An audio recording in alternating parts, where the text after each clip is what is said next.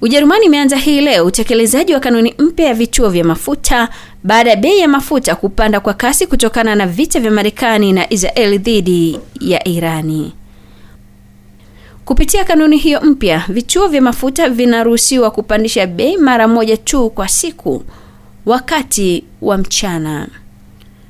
Kanuni hiyo imeanzishwa ili kudhibiti upandaji wa bei za mafuta na kuhakikisha kuwa uwazi zaidi kwenye biashara ya nishati hiyo muhimu. Hata hivyo, kanuni hiyo ilichapishwa kwenye gazeti rasmi la serikali siku ya Jumanne Machi 31, haikatazi ushushaji wa bei wakati wowote ule. Hatua hiyo Ujerumani inafuatia uamuzi kama huo uliochukuliwa na Australia, ambapo imekuwa ikitekelezwa kwa muda mrefu ingawa imetiliwa ngumu zaidi kwenye siku za hivi karibuni.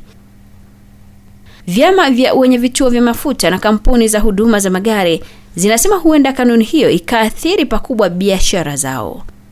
Watakaobainika kuvunja kanuni hiyo watakabiliwa na faini ya mpaka euro 100,000. Na huu ni mwisho wa habari kwa ufupi. Jina langu ni Caroline Johnson.